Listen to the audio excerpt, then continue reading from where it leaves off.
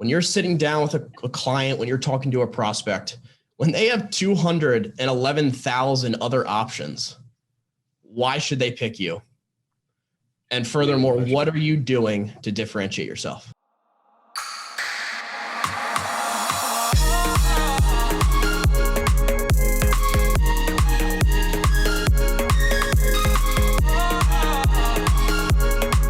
Very excited to be here today with two great people in our industry, Randy with Chime and Robert Lucido with Lucido Global, I believe. So if I screwed that up, Robert, I apologize. I think I'm close. So, and we're going to talk about the state of the market and then some tech stuff. There's a lot of great stuff. If, we talk about one of the biggest teams in the country, it's really great because we get a lot of information from them and we can see what kind of trends are going. If you're closing 5 transactions a year, it's hard to get a trend. But I think I talked to Robert earlier. They're only going to do about 1.4 billion this year. So it could be a pretty good idea of what's going on. We can catch some trends that are going on that way. So without any further ado, I'm going to pass over to Robert and do that. Actually, let me do some house cleaning stuff. So if you're not able to watch this whole thing, or if it's as amazing as I think it's going to be and you want to watch it again, this will be a replay on LCA. So on our YouTube channel, feel free to do that. And Chime is the sponsor of this. And as a sponsor, they are offering us a pretty good discount today that you can get. And we will put that link in the chat as well as the Facebook group. So we'll be able to do that. And worst case scenario, you can get a free demo. And I promise Chime is a system. If you don't have a CRM that's killing it for you right now, Chime is a great opportunity. So again, let me try this again. Without any further ado, I'm going to pass over to Robert and kind of talk about the status of the market. Yeah, well, thanks for that great introduction. Let's just start out with just talking about the state of the market, specifically around competitiveness. If you're an agent of production right now, chances are you're making more money than you ever have, especially more money than you did last year. Since 2018, median sale prices in the United States have gone up by more than $100,000. This is largely driven, obviously, from cheap interest rates, a lot of spending, but it's also due to low inventory levels. So in the last year alone, median sale prices have gone up 15.6%, but inventory levels are down 13.3%. So while it's a party right now and everyone's happy, it's so good, it's never going to end. We also have to recognize the fact that it's largely because the market's getting more and more competitive.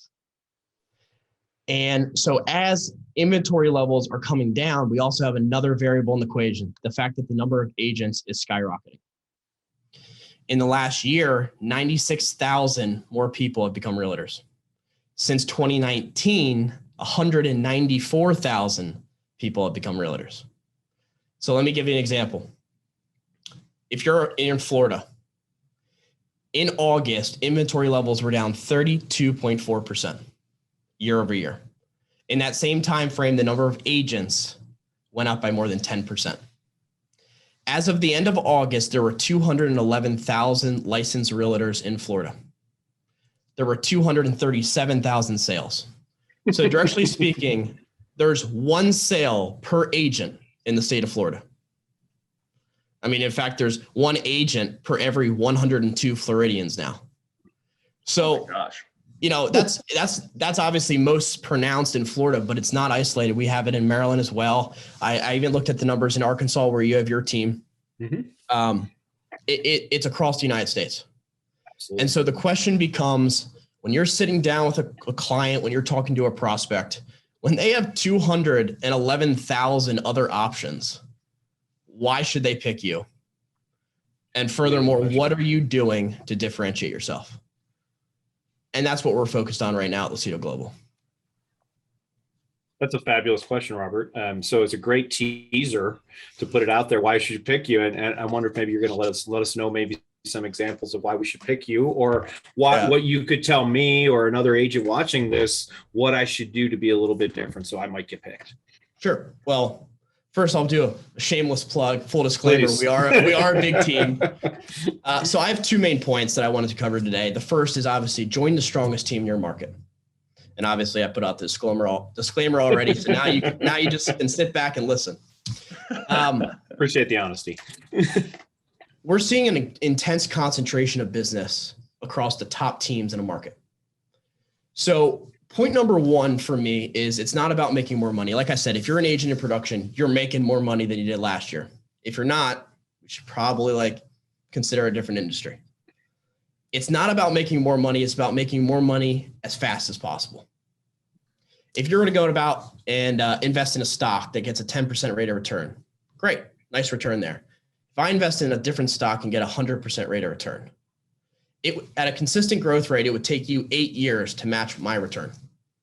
So it's not just about making more money. It's about making more money as quickly as possible. And NAR did a study. They looked at the top individual agents and the top teams between the years 2011 and 2017. In that time frame, the individuals increased their business by 13%, from 45,000 units to 51,000 units. In that same time frame, the top teams increased their business by 115%, from 61,000 units to 131,000 units, a 9 times greater growth rate.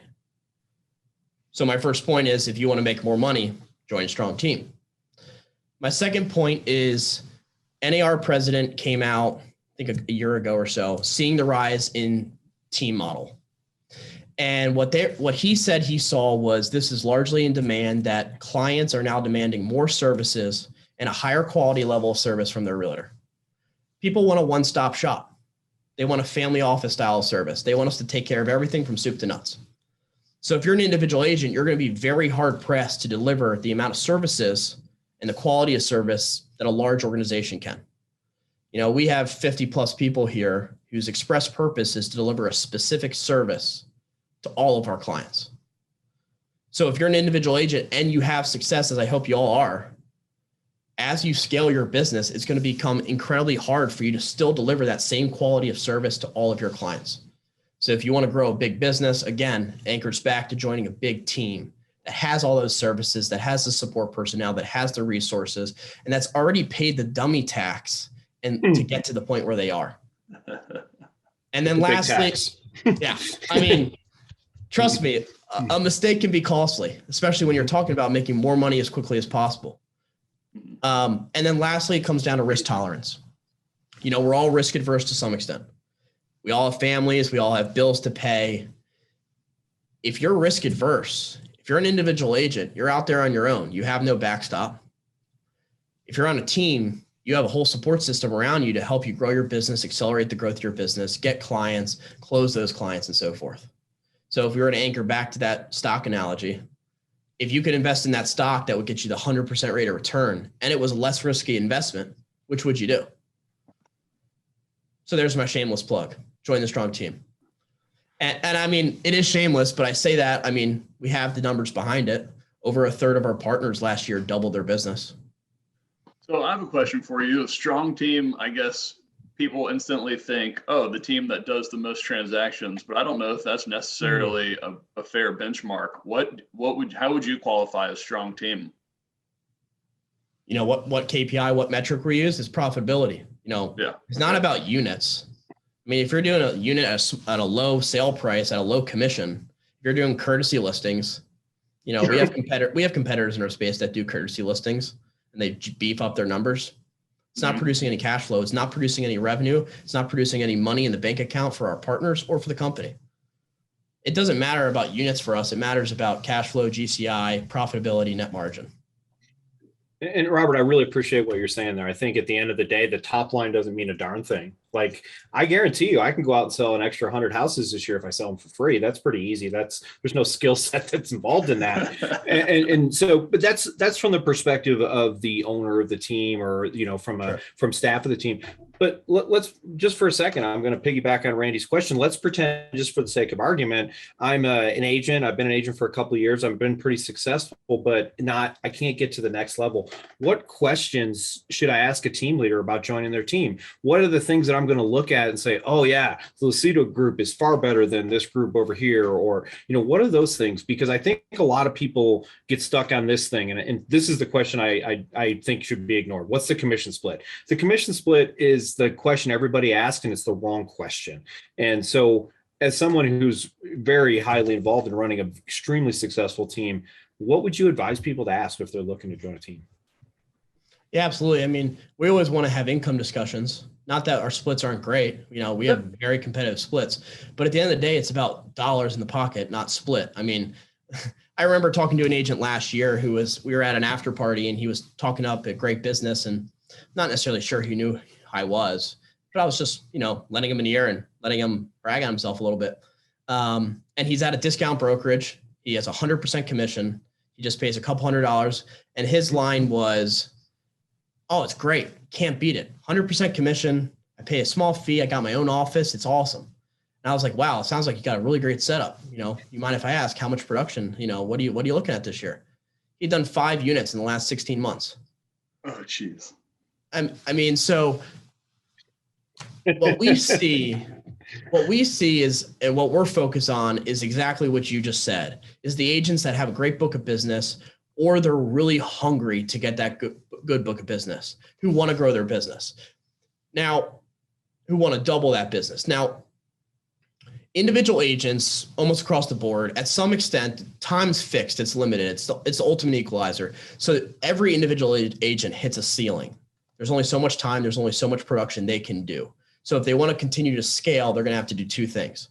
They're going to have to invest in their business themselves, take on additional risk, which most people have no appetite to do, or they're going to join that team who takes all that risk. So the big thing missing that equation, aside from the level of support and services and everything that goes in delivering that, is the risk tolerance. So when people join a team like us, where we have very good splits, then equation is, what are you paying for? You're paying for all these services, all this support. And additionally, all the overhead that it takes to provide that and to help you scale,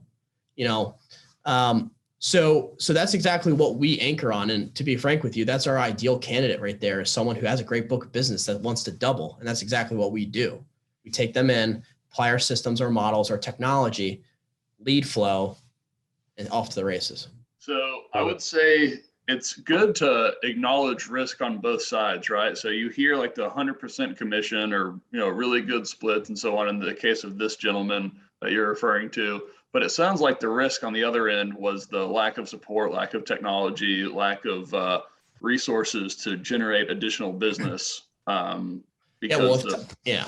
If time is fixed, you can't buy more, you can't save it for another day. And so everything we do is about optimizing the value of your time. If you invest an hour in your business, that's an hour you're never going to get back. It's an hour you didn't spend with your family. You didn't spend on vacation. You didn't spend watching, the playoffs or going to the football game. So if you invest an hour in your business, we want you to get maximum return on that investment. So everything we do is about maximizing that time value. So when we have discussions with agents, we anchor everything back down to the hour. So if they want to make a target income level, we model in-depth models. I have them right here. We build out in-depth models of years worth of business, showing an agent what they'll make under different scenarios with our model. And then we anchor it back down to the value of time, down to the hour. So we identify any gaps in their system. What don't they have? What are limitations on the value of their time? How can we layer on different support systems, different technologies to take that to the max?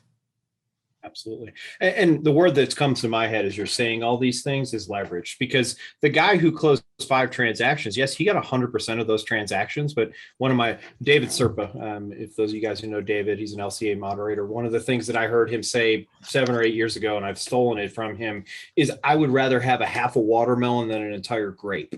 And so many agents are focused on getting this entire grape. They're missing a half a watermelon, and, at the end of the day, you can brag, about your transactions or whatever, but I'd rather make more money. And, I've got some awards someplace in a box. I don't even have them behind me like Robert does.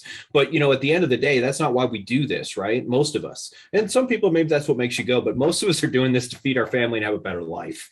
Yeah. So there's a question in the group, but I want to ask, and then I'll let you do that. Is someone says, is there any advantages to being a sole practitioner? And I'd love to hear you guys talk about that as well. And Robert, feel free to discuss. To being an individual agent?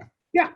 Yeah. If you're doing 5 to 10 or less units where you can handle all that, do it yourself, and you want to keep as much as you can, we know, like, by all means, especially where we are in Maryland right now, you can go to any shop in town where you can hang your license, you can get 90 to 100%, and you keep as much of it as you can. But just like you said with the grape analogy, to us, that's more of like a scarcity mindset. If you really believe in yourself, if you know you're capable of doing 20, then 40, then 60, then 100, you want to put yourself in a position that is sustainable and to make that transition, that growth pattern as quickly and as efficient as possible. So we know that if you're a sole practitioner, if you're an individual agent, if you have a small amount of production and you don't like really believe that you can get to that level, then that's what we typically see. People gravitate there. Our sweet spot is 10 plus, 20 plus, 30 plus. People are extremely hungry, that have ambitious goals, that want to transcend just being a broker and want to, be a real business operator. I love that. And I'll answer it this way, because I'll answer that question too real quick. If you're a person who has a book of business, like say you've got a bunch of referrals that come in constantly and you don't have to pay for lead gen and you've got a consistent business coming in, I would say that maybe you don't need to join a team like Robert's, a team like mine. But what I would say is you can still create leverage in that. So everyone thinks about a team as, oh, I've got to have 300 agents and 12 admin and all this stuff. There's 17,000 different versions of the team. Robert's a KW guy, and obviously most people have heard of the Millionaire Real Estate Agent, but that's not the only way to build a team. So maybe if you want to be a sole practitioner, maybe you hire a transaction coordinator, maybe you hire a showing partner or something like that. So I would say to everybody, if just look for a way to create leverage. And oftentimes it's joining a team, because that's the easy button. And by the way, just because you join a team doesn't mean that's what you have to do for the rest of your career, right? You can leave and start your own team. You can even become a sole practitioner. But if you want leverage and you want it today, I think I agree with what Robert's saying. Teams are the way to go. Yeah. I mean, it's absolutely true. You could do that. But if you're spending time managing different people, managing your TC, your client care, if you're hiring them, you're taking on more risk. If you're outsourcing it, you have a lot less control. But fundamentally, you're spending time managing things that aren't directly putting revenue in your pocket. We want our partners focusing their time on revenue producing activities. They're either lead genning, business genning, or closing deals. We handle the rest. And so that's the first thing I would say. The second thing is our whole model is not just based around a support system. Our whole model is a geometric business accelerator. So you have a great book of business, outstanding. We want all of our partners to be using Chime, to be using the CRM, using all the tools we've built out to develop that personal database of theirs and convert as much as possible. But by us layering on appointment-ready opportunities, any residual business they get from that are personal leads. So when they're getting team deals, they're not only getting revenue, but they're also getting all downstream opportunities to grow their business. So what we see is people accelerate their business geometrically rather than more of a traditional linear approach if you're just a solo agent. I love that. That's a great way to look at that. And obviously one of the things that we're going to talk about today is technology, because that's part of the systems that you guys are using to create that geometric growth. So yeah, let me I don't want to monopolize all the time, so I'll just set the floor here and then let Randy jump in. But yeah, absolutely, I'm excited about this part. All right. Technology is something we're extremely passionate about, and we're in the mindset there's a wave of innovation coming to real estate. If you haven't read it, go out and read Steve Case's book, The Third Wave. NAR put out a survey last month. 73% of buyers and 77% of sellers interviewed one realtor and hired that realtor on their first appointment. We've all heard speed to lead, but if that doesn't get you juiced up. Say that again, Robert. I think that's super important and it deserves to be said twice. 73% of buyers and 77% of sellers in this survey from very recent last month interviewed one agent and hired that agent on the first appointment. Speed to lead. So then the next question becomes, what are you doing to put yourself in front of people as early as possible and closing those opportunities? So then the next question in the survey, or one of the other questions, was asking clients, where did they start their search process? 52% started online. So the first takeaway is if you're not leveraging technology to put yourself in front of those people online, fundamentally, half of the potential clients, you're surrendering to the competition. Next thing was that 18% started their search by contacting a realtor directly. Now, if you look at the generational breakdown of that question, you see that the silent generation, those 76 plus, age 76 plus, called a realtor 24% of the time to start their process. So you see a downward trend to that. So you see an upward trend of online search, online behavior, downward trend of what I believe is your first degree of separation, your sphere of influence, people choosing their realtor because they know them, they're a friend or a relative typically. So the question is, how are you using technology to put yourself in front of people online, but also to nurture and protect that database that should be your livelihood? A few other takeaways from this survey. They asked realtors what the two biggest challenges that they'll face in the next 2 years. 47% said non-traditional competitors, 41% said keeping up with technology. To me, those are largely synonymous. All the non-traditional competitors are primarily tech companies to begin with that got into real estate. They're the ones that are leveraging technology. So the writing is on the wall. An example, last week, Redfin announced a partnership with ADT, security company, to install smart locks and cameras in all their listings. Their CTO came out and said this will enable self-guided tours, quote, so that clients don't have the need to contact a realtor to see properties. That's one less thing you're delivering for your client. That's one less reason a client has to hire you. I mean, that should be telling. So again, the question is 41% are afraid of, fearful of their ability to keep up with technology. So at least people know what they should be doing. But then you go a level deeper and you see that only 27% are using a CRM daily. It was the last rock bottom when they were asked, what are the tech tools you use on a daily basis? The last one was CRM. Oh my, what a disaster. And then they asked them, what tools do you need to succeed? What additional tech tools do you need? Number 2 was lead gen. Number 4 was CRM. So again, they know what they should be doing, but the vast majority of agents are not doing it. Jordan Peterson in his latest book has a quote, opportunity lies where responsibility has been abdicated.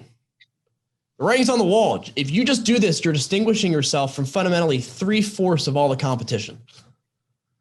And then lastly, my final takeaway before I turn it over is that the fact that lead gen and CRM were 2 separate responses. To me, that's like going out and buying gas without having a car. Like, what are you going to do with it? You're spending money for these leads. Are you not committed to converting them? Are you not committing to monetizing them? So many people are focused on lead gen, just shelling out money so they have lead flow, but they're not committed to the second, third, fourth, and fifth step of the process to get it to the settlement table. Right. That's business gen. Absolutely. And that's obviously what we're going to talk about, how we do this. And, here's a stat, and this stat moves all over the place, so I'm close. But, if you're a person who's just buying a lead and not doing the CRM, you're missing, I can't do the math on top of my head, but here's the reality. It takes on the average 8 contacts to reach a lead, right? So if I have to make 8 attempts, are you telling me the average real estate agent's calling and texting that person on their personal phone 8 times? I'll answer that for you. Absolutely not. And so if you don't take anything else away from the stats that Robert just quoted, you need a way to follow up with your leads, or otherwise you are going to become a dinosaur and it's not going to take very long. Yeah. So without any further ado, let's talk about that.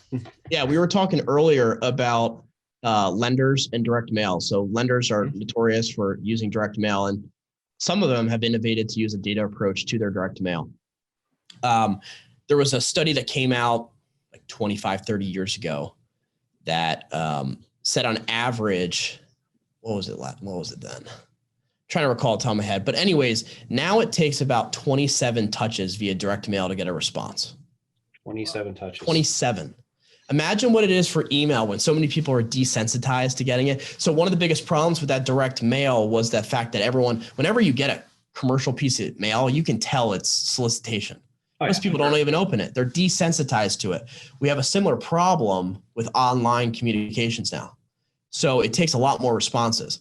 So if you're going to attempt to do that all manually, honestly, you're SOL. Like, no one's doing it, and no one's going to do it in a consistent regimen. There's no time for that. And if you are, then you're not in production. There's no time to do both things. So effective CRM allows you to automate all those additional touches. So if we're just going to use that base number of direct mail, 27 touches, what we want you to do is we want you to make those 2 to 3 phone calls and leave the rest to the system. So fundamentally, let the system do 20, 24, 25 of the touches. And then when you get that response, then you manually engage. That's our approach. And that's why we've had, one of the reasons why we've had so much success with Chime is the smart plans. And I think to add to all of this, the number you mentioned, agents, the thing agents want second most is leads, right? And that the lead generation was the second piece of technology that they voted for the most as most needed. And if you look at all the companies out there involved in lead generation, Zillow, Google, Facebook, like their business model thrives off of generating leads. So they're not going to try to produce fewer leads for you, meaning you're going to get more and more leads. And due to the nature of real estate and the fact that there's only a couple 100,000 sales swing in any given year, you're only ever going to see 5.5, 6 million home sales in a year. So if Zillow goes from selling 126 million leads to 250 million leads, that didn't happen because there was 5 million homes sold and now there were 10 million homes sold. So there's a disproportionate increase in leads sold versus homes sold. So you need the technology, namely the CRM, to automate as many of those touches and identify these opportunities for you as effectively as possible, because you have to be in front of more people, in front of more leads. You have more leads in your database. And if you don't have more leads in your database, you're definitely being left behind. But you have to add more fuel to the gas tank, and you have to have an efficient system to move them down the sales funnel, because there just isn't an effective way to do this manually anymore. You know, the days of agents buying Zillow leads and using their email as their CRM, you know, those people are going to be out of the business if they're not already. I mean, Well, yeah. Go ahead, Brian. Go ahead. Well, I was just going to say, if you look back, you know, when I started selling general real estate back in 2005, this is not an exaggeration. People make people's heads hurt, but I got 5 to 6 leads a month. Okay. I've gotten 6 leads on my team during this webinar. And I was kidding. I don't actually know that. I'm just ballparking it. And so, I mean, probably very close. Yeah, probably. We generate around 1,000 leads a month, give or take, because everything is variable. But ultimately, if you think about that, if you're going from generating 6 leads a month to 1,000 leads a month, you need a different system. And it doesn't work. And I closed a lot of deals with sticky notes and yellow pads of paper. I really did. But that doesn't work anymore. So the statistics that I know, it's approximately for every 11 online leads that are created, there's 1 sale. So think about that, is you've got to cull through all of those leads. Again, I've got to cull through 1,000 leads a month, not to mention the 80,000 that are already in my CRM every single month. So, that's what Randy's going to show us, because here's the thing. It's not just having a CRM. It's having a CRM set up and use it. You know, Tristian always makes this joke, and we kind of go back and forth that the best CRM is the one that you use.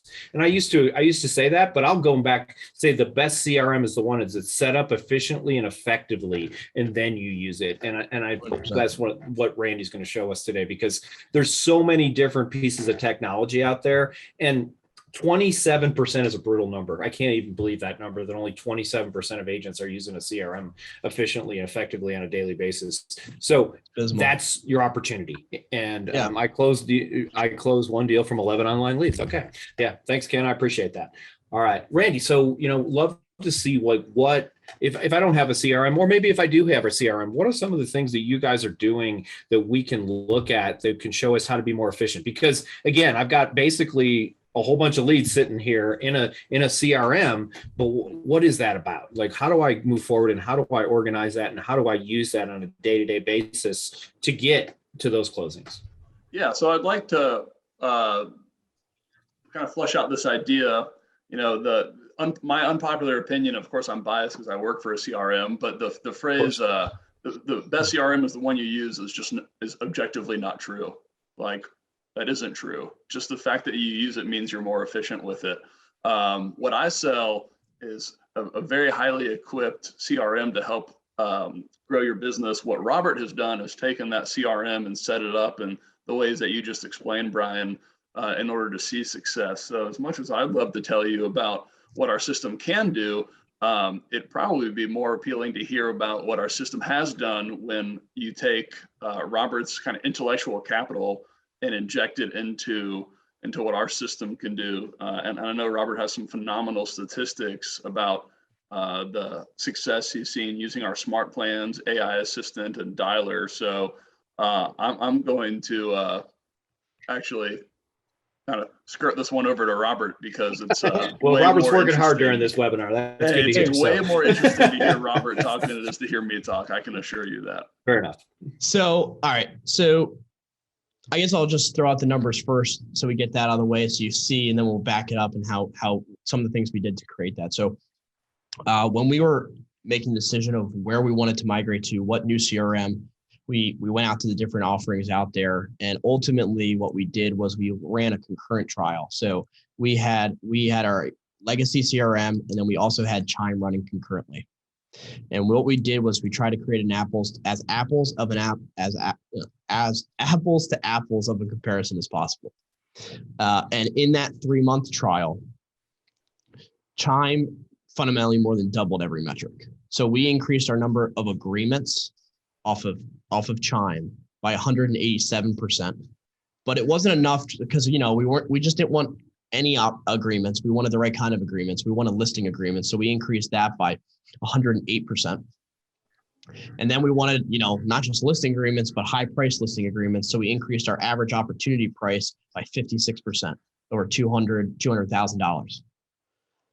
So those were the metrics that we turned out from Chime in just 3 months. And I'll be frank, 3 months was a pretty demanding trial, because if the average lead converts in like 6 to 8 months. So we purposely put that out there because it's important to be expeditious, but also because we wanted to filter out the CRMs that didn't really have confidence in their product. So anyway, what are some of the things we did? So first, let's start top of the funnel lead flow, just to anchor back on a point that was just made.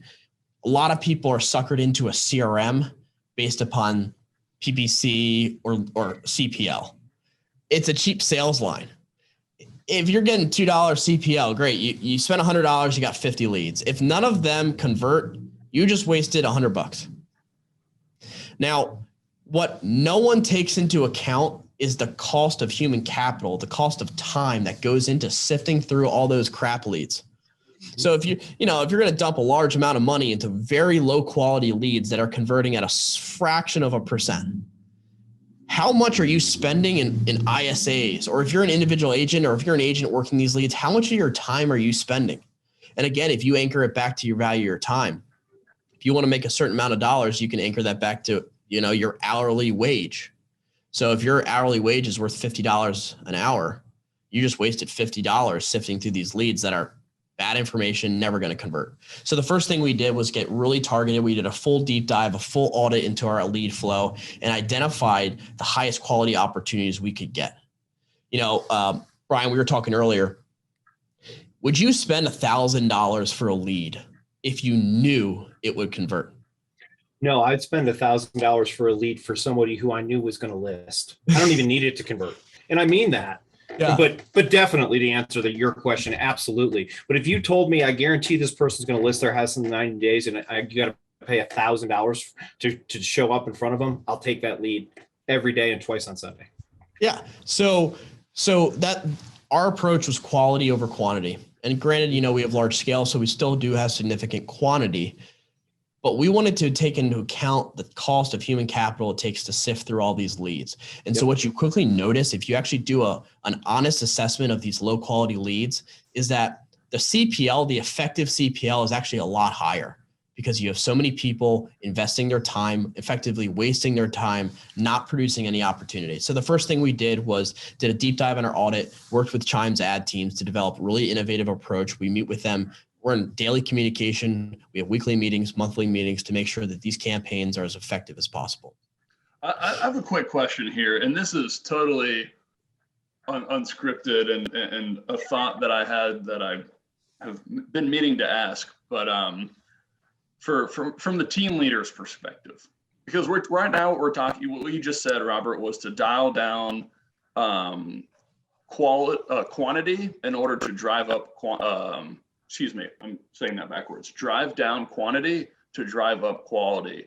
I had a conversation with a team leader not too long ago who told me that there was perceived value on his agent's team, from the agents on his team, that if he provided 18 leads and one converted, that was more valuable than, 4 leads and one converting, because there's perceived value in those other 14 leads that did nothing.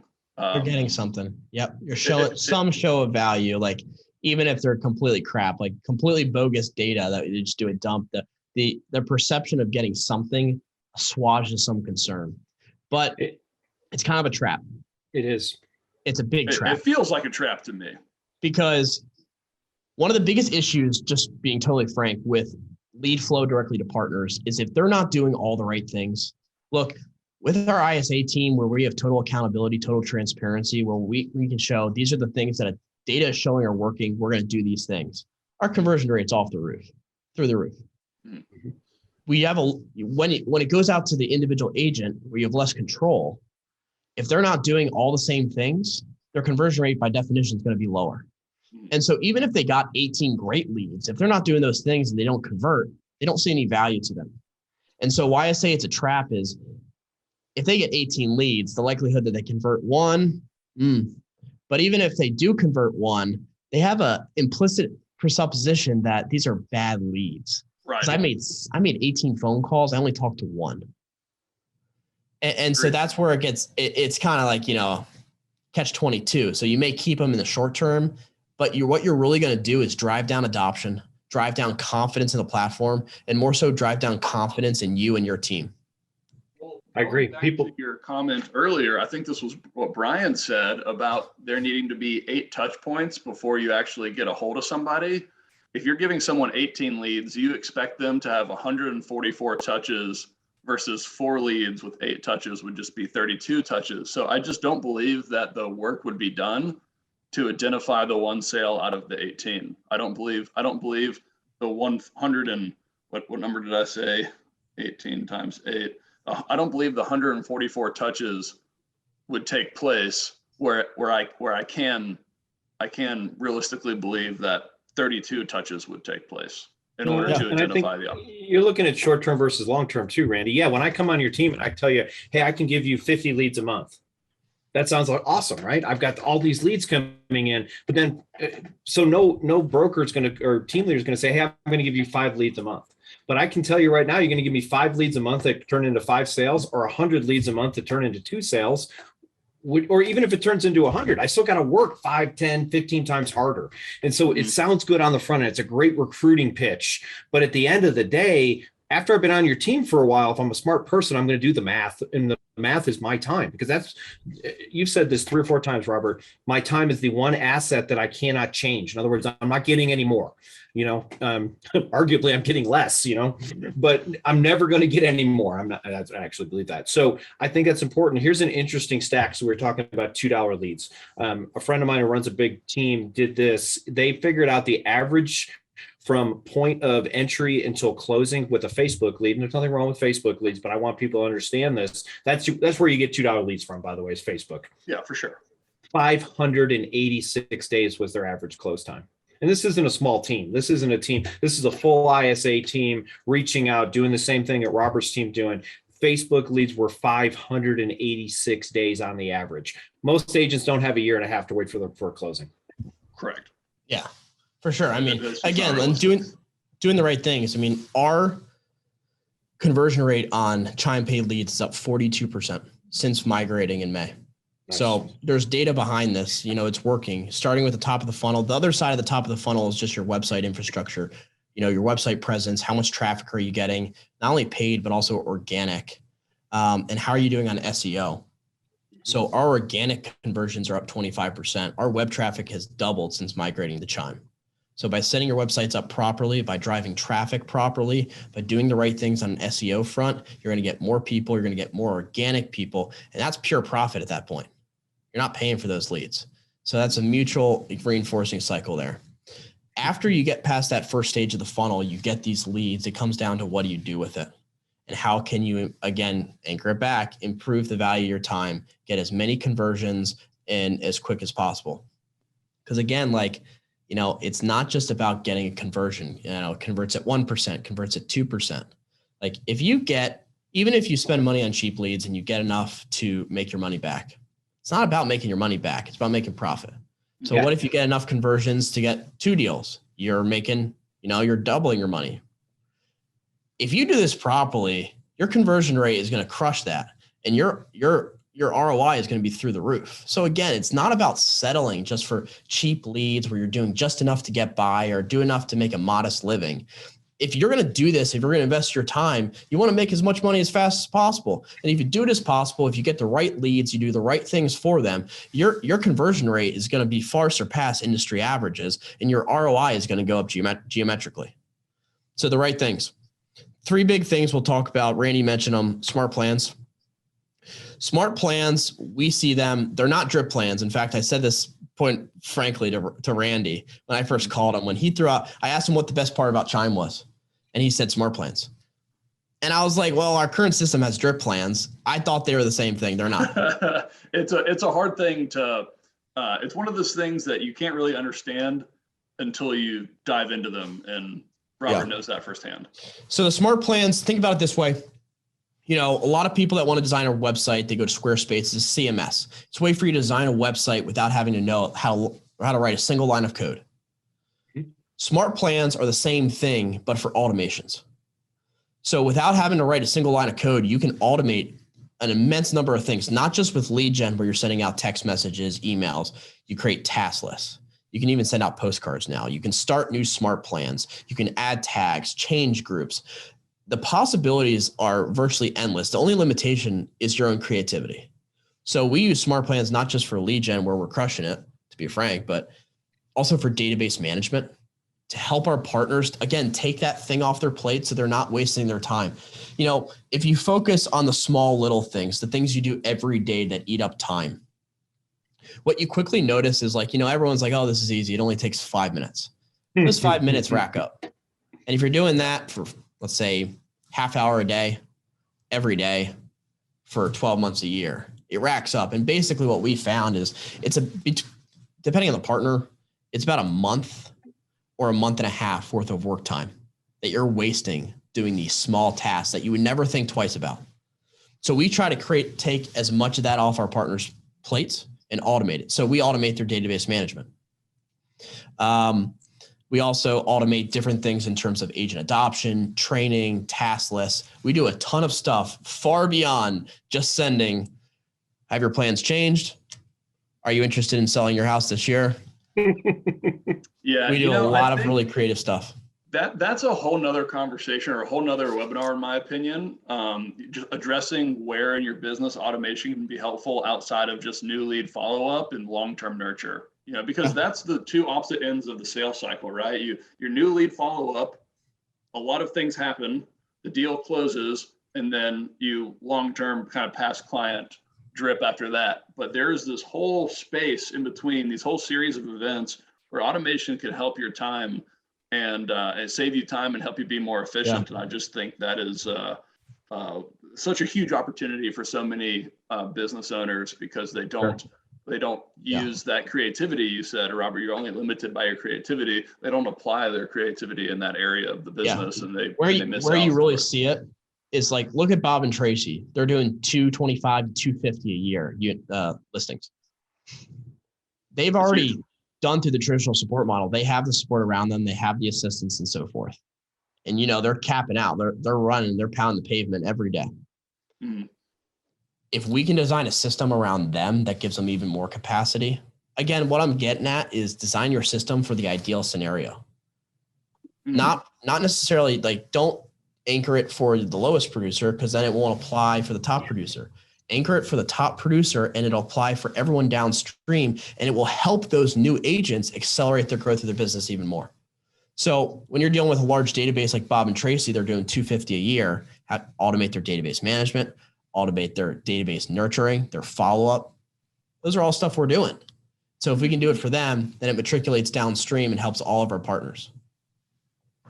I think that's a really good point, is that you build your systems for your top producers and then let it trickle down to those, beneath them.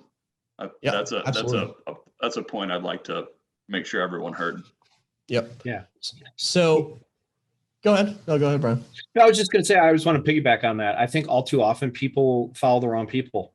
They're building towards the low end, from a leadership perspective. Who should you spend your most time with? The people who are most successful or least successful? Most of us as leaders spend too much time with the people who are unsuccessful, and we let their best people go. That's the same thing we're talking about here. Stop following the average. Stop following below average. Look at what someone like Bob or Tracy are doing, listing 250 houses a year. That's the guy I want to copy, not the guy who sold 3 houses, So those are, very simple concepts. But so when we talk about rip off and deploy, which is one of my favorite things, Randy, I'd love to hear, because there's probably people going, great, Robert's got these great plans. What do I do? So, what are some of the things we could do if I choose to use Chime as my CRM? And I also use Chime. It's a great CRM. What are some things I can do to help me figure this out? Because I think that's one of the things that stops people. Like, I'm an average agent. I don't know how to write a smart plan. I don't know how to do a drip. I don't know. All that stuff is great, but how do I do it, and where can I get it? So I'd love to hear a little bit about that from Chime. And by the way, guys, we're over, but this is such a great conversation that unless you guys want to leave, I'm going to stick around for a few minutes. And LCA, you're getting bonus time with Robert and Randy today. So. Yeah, I'm good until 3:30 my time, so we probably won't go that probably long. Not going to go that long for all those of you who are watching. But I'm certainly happy to continue talking shop, because that's a great question, and the reality is that's probably the biggest hurdle to people taking moving forward with smart plans. And I see it all the time within our Chime user forum. There's posts just weekly of people saying, oh, I wish I did this 6 months ago. I wish I did this a year ago. I wish I did this when I signed up. I would have sold so many more homes. I would have saved so much more time, and that is investing into the smart plans and creating something a little more personalized to you. And there's no, in my opinion, there's no like one content answer to this. Like, I can't just say, oh yeah, take this content that I keep in this box hidden away from all the clients I don't like, and I only give it to the clients I do like. That's not how it works. What you need to do is take the smart plans that exist, review them, because that's going to help you understand the flow of them, and then add in the language that you would use, because you want to attract people that are like you. Because they're going to want to do business with you. The biggest mistake you can do is keeping your language incredibly vanilla, hoping to attract everyone, because you will, in fact, attract nobody. The reality is you're not going to work with everyone, and not everyone's going to want to work with you, and you'll feel the same way. So you need to insert in your own flavor, your own personality, and that's going to attract the right people. So take the outline of the smart plans that exist today, inject your flavor into it, and you'll be much better off for it, in my opinion. Yeah. Start simple. Start with one touch, measure, see how it works for you. Add a second step, try new capacities like, conditionals, new methods of communication. The nice thing about it is, first of all, it has integrations. So you can integrate BombBomb. You can do other integrations as well. But you also can customize it fully. So you can make it look nice. If you have a marketing department, if you want to, outsource a marketing design, you can do all that. So you present yourself in a professional light. And that's why, our open rate on these smart plans is 60% higher than industry average. So we're again, putting ourselves in front of more people, again, at no additional cost. It's not costing us anything extra to send these emails. We sent tens of thousands of emails last month alone. Now for the AI. So I know this is a great feature of Chime. It helps us improve the value of time, especially because if no one's working, we have our AI cover off hours. So we, last month we got 11 conversions in Maryland alone from someone reaching out, requesting a showing, requesting information, coming to our website, the chatbot's engaging, 11 p.m., 12 p.m., 1 a.m., or 12 a.m., sorry. So we definitely are working at 12 p.m., just to clarify. Yeah, exactly. It's not that easy. Sure you are. Chime's great, but it's not that good. So, unfortunately, not yet. Not yet. I saw this and it actually made me laugh out loud. In real estate, machine learning is going to spin some heads. What is it? What's AI? In other industries, it's ubiquitous, but here it's, whatever. Chime is investing. They have their own version of AI rather than white labeling a third party. They have their own. It's based on Google machine learning. So I went in, I was like, can I find some metrics on the rate of adoption on machine learning in real estate? And I actually managed to find one from the Census Bureau, believe it or not. Nice. So they put out a business survey in 2017. And they were looking, and you can go right down, you can find the real estate industry, and they asked specifically machine learning. So right off the bat, 79.3% do not use machine learning to any extent. And I was like, wow, well, that means 20% is using it. That's actually pretty significant. So then I kept looking down to the last line, and it says machine learning. I don't know what this is. 19.1%. That's phenomenal. So fundamentally, no one's using it. So it's another comparative advantage, another key differentiator to help you become more efficient so that when you're coming back, you're waking up in the morning, someone's come to your website, you have all this information, you've captured new leads, you've gotten more information on previous leads, and now you're engaging. You have new opportunities from the AI. Mm-hmm. So when you're spending, Randy, what is it a month? $99 for the full package? Yeah, the largest package, which most people probably won't need, is $99. There's also a $39 and $59 package. So we have the full package, $100 a month. We got 11 conversions. So what's that, like a $9 CPL on those leads? Yeah, effectively. That's just in Maryland too. Like I didn't even factor in all our other locations in 15 states in Canada. So, if you're talking about high quality leads, someone that came to our website organically and is choosing to engage with our chat box, giving them their information voluntarily rather than through a registration form, well, we found these are good quality leads. Absolutely. And then lastly, the one thing I just had is the dialers. So again, especially, if you're an agent, if you're a big cold caller, if you have an ISA team, have you seen the movie Pursuit of Happiness with Will Smith? Remember how he never puts the phone down to save those extra 3 seconds between calls? And that was like an aha moment watching that movie, which I freaking love. The Chime dialers are like that on steroids because, we're automating the dial time. Well, first of all, we're automating the call list. So basically we're creating smart call lists based upon different parameters. So we're creating a a call list of high quality opportunities. Again, deliberate outreach. We're automating the time to dial.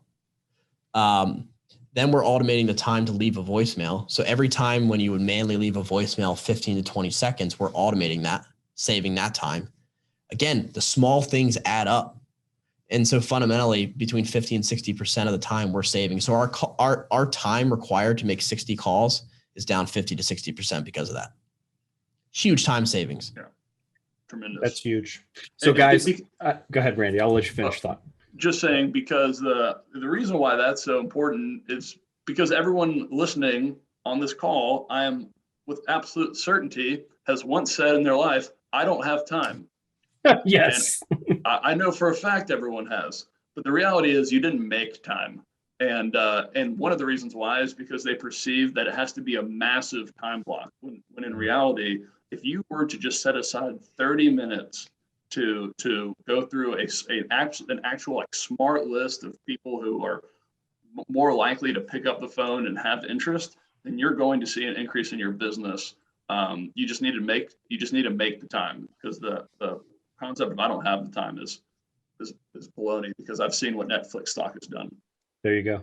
Well, guys, again, I feel like we could probably have this conversation, to Randy's point, for another 45 minutes, but LCA is knocking on my door saying we got to finish up. So thank you guys so much for being on today. And I'm just going to say in the chat, there is a place to get a demo and a LCA discount for Chime. Basically, we went on a high level of overview today, guys, but understand this. These are some of the takeaways that I've got. If you are not automating, and that doesn't have to be, you don't have to use machine learning. We're not getting to that, but simply using things like AI, using things like smart lists, using things like a dialer right there. If you didn't get anything else from that, think of how much time, energy, and effort you can save. To Robert's point earlier, there's the one thing in the world I can't know how to get any more of, and that's time. So, take a look at Chime. It's a fabulous fabulous system, and I've never heard any negative feedback on it, to be honest. It works really well. And it's something that, obviously one of the number one teams in the world has taken and used it as the backbone for their system. So if you want to be the number one team in the world, join Chime. I'm just kidding. That's not how that goes. If you want to be a part of the number one team, simple, check it. Yeah, there you go. So without any further, I'll let you guys finish up. Just any final thoughts from Randy, any final thoughts from Robert, and then we'll close. Randy, go ahead. Yeah. We went over a lot of statistics today. We went over a lot of really interesting facts that are important and probably most people are going to forget, which is fine. I respect it. I would do the same thing. So we built a landing page that has all of this lovely information on it. So you can, I recommend checking it out, book a demo. You've got the link in the chat, but also if you want to see some more of this information we went over today, a little more in depth, you can go to chime.me/Lucido, Robert's last name there. And you'll see we spent half a day filming an interview of me and Robert talking about a lot of the great impacts Chime has had on his business and real meaningful money-making impacts, not just like arbitrary, this is nice thing, like, hey, we made a lot more money. And here's the numbers behind it. So you can see chime.me/Lucido to check that out. Like Brian was saying, book a demo, check it out for yourself. I'm very just grateful for your time and attention today. Awesome. Robert, any final thoughts before we close? Yeah, check out the videos. We went pretty deep. So if, we touched on a lot of stuff today, I threw a lot at you. If you want to, like Randy said, if you want to learn more about a specific aspect, whether it's the smart plans, how we're using them, the dialers, the AI or so forth, go to that landing page, just check out the videos. They're, ranging from 45 seconds to 7 minutes. And then there's the full length interview as well. So, use it as fit. Awesome. Thanks, guys. Thank you, LCA. And again, feel free to rewatch this on YouTube. There's a lot of great information that Robert and Randy gave us today. And thank you again. Hope everybody has an amazing weekend. Thanks, guys. Thanks, Brian. Take it easy.